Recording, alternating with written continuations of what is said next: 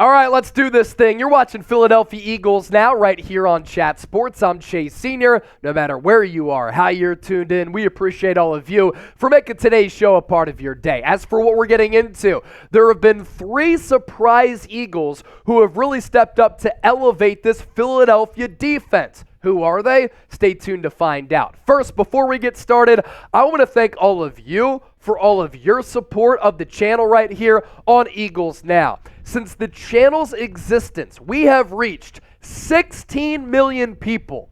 And if you want Eagles shows that are informative, entertaining, and insightful that come your way every single day on your YouTube feed, then make sure you hit that subscribe button right now. Back to our surprise Eagles, who have played some really good football of late.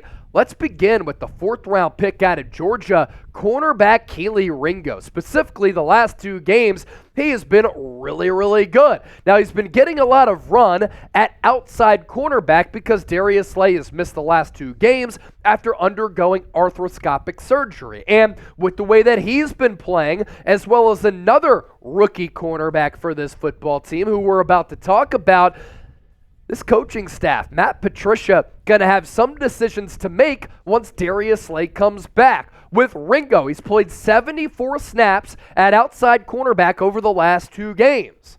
And he's given up just 2 catches on 5 yards and, or on 5 targets, 2 catches, 5 targets for just 9 yards. So Kelee Ringo has played really good football at outside corner for this football team. And I think back to what we talked about on the show a couple of weeks ago when A.J. Brown said, I've been going up against Kelee Ringo many days at practice. We've had some really good battles. And with his speed, his instincts, his ability, he can be a Pro Bowl all-pro type of corner. And I'm not going to go as far as to say that after these last 2 games, Kelee Ringo is going to become that, but this is great news for Philadelphia that a young player is ascending. He's been inserted into the lineup, and he's been playing really good football. Last 2 games for Ringo, you look at the total numbers here, he's given up those 2 catches for only those 9 yards. He had the game-clinching interception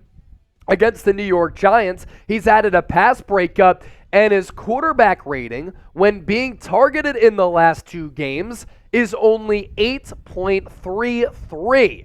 You next take a look at his overall Pro Football Focus grades for all of 2023. He did have that bad sequence against the Dallas Cowboys when he had those 2 penalties on that same play. He got beat in that football game, but everybody played poorly against Dallas at AT&T Stadium a couple of weeks ago, which was the second of 3 straight losses for Philadelphia before they finally got back on track last week against the New York Giants. But these Pro Football Focus grades here are pretty solid for an inexperienced rookie.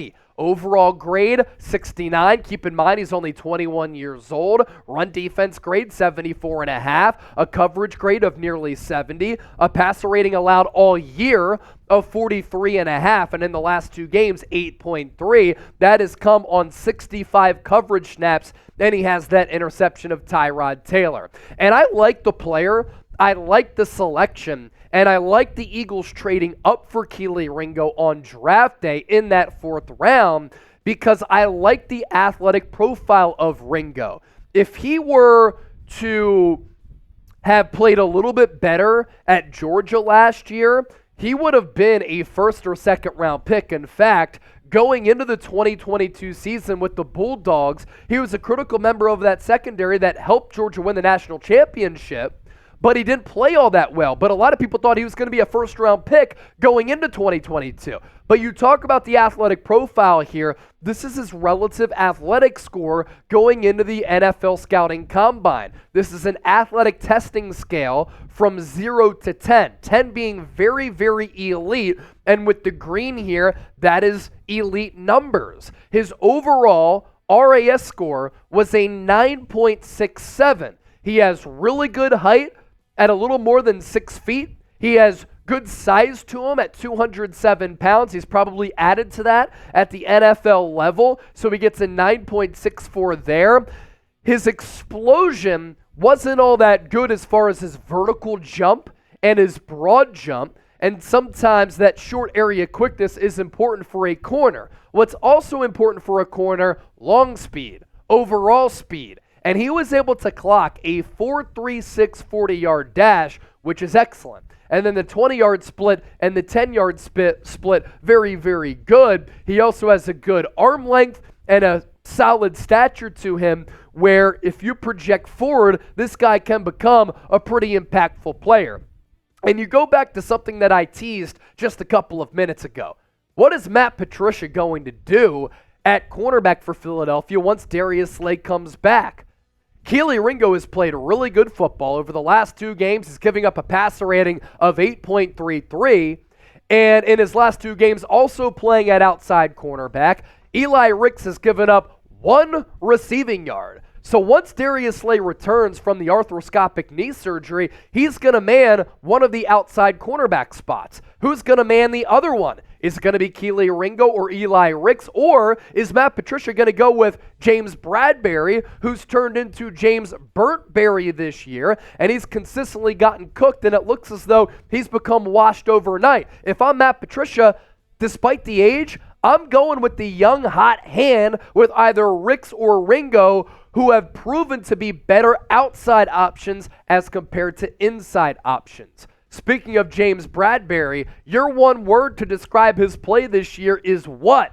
I'm going James Burntberry with that last name being my one word. Have some fun with it down below in the comment section. We still have 2 surprise Eagles to get to on the show today, but first, Eagles Now is sponsored by Prize Picks, the largest independently run daily fantasy sports app in North America, and you can get a $100 deposit match at prizepicks.com/CLNS and use the code CLNS. Daily fantasy sports made easy, ladies and gentlemen. You pick 2 or more players, you choose more or less on their projected stat lines, and you can win real money on game day. Here were my picks for Christmas. I thought that Boston Scott for sure was going to score a touchdown because he's the giant slayer.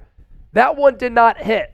I went more than a half rushing or receiving touchdown. But A.J. Brown went off for 80 receiving yards, more than 49 and a half receiving yards cashed, and then Saquon Barkley found the end zone. There are insurances that you can incorporate with your picks where if you go 2 for 3, you still have the opportunity to win real money. You can win up to 25 times your money with Prize Picks. PrizePicks.com/CLNS. Use the code CLNS for that $100 deposit match. Surprise Eagle number 2.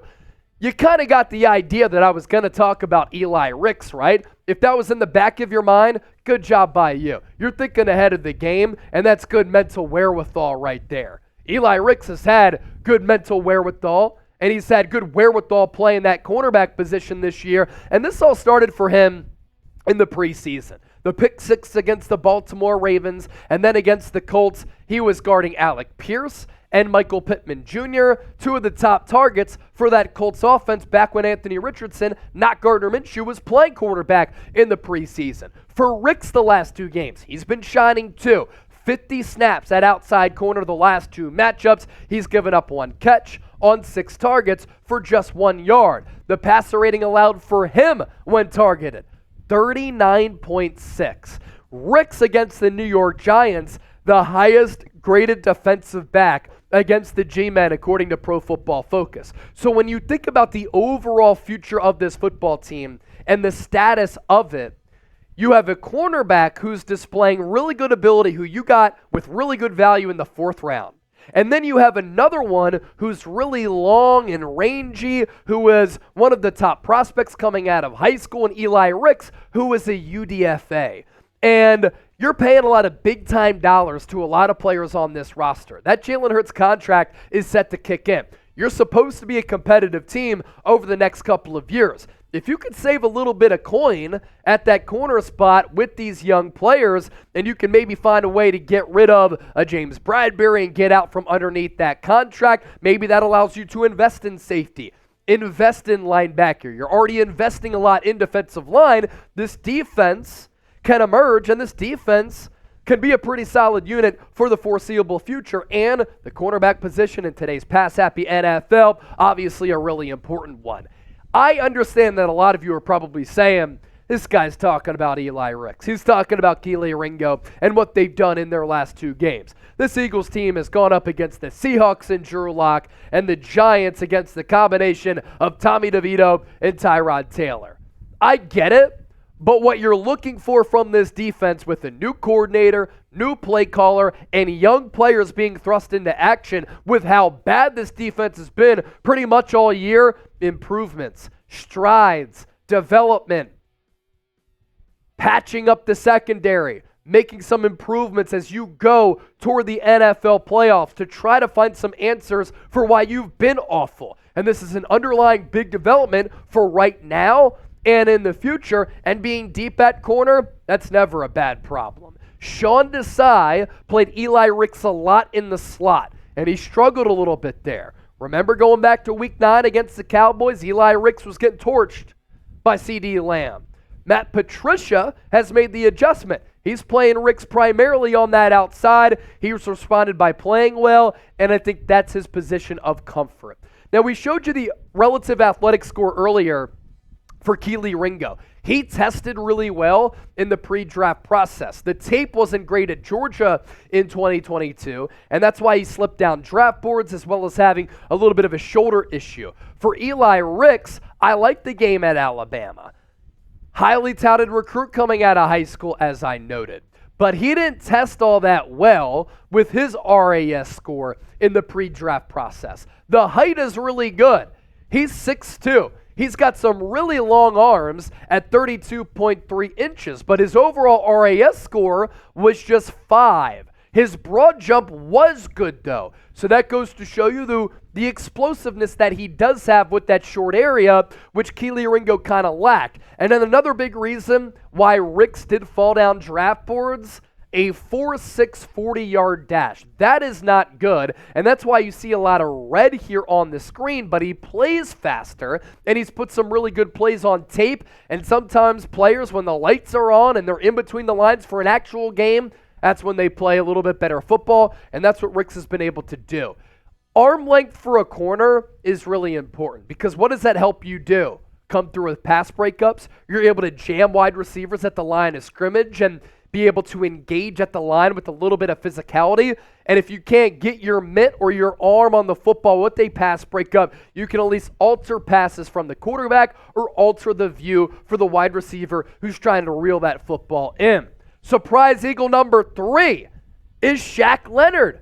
Look, he is clearly not the 3-time first-team All-Pro that he was with the Indianapolis Colts, but I got to tell you, I was impressed with the speed, I was impressed with the play, I was impressed with the instincts, and the overall game that Shaq Leonard was able to have against the New York Giants. He did not look all that good against Seattle. A little bit slow to diagnose things. Maybe that's because he's still trying to get a feel for this Eagles defense, and now they have a new play caller and Matt Patricia. But Leonard, because of Nicholas Morrow and Zach Cunningham being out last week, he played 54 snaps against the Giants. 86% of the snaps in total for this Eagles defense, and he registered a team high 7 tackles, and he had 2 tackles for loss. And I thought that Leonard kind of showed some things that he showed with Indianapolis.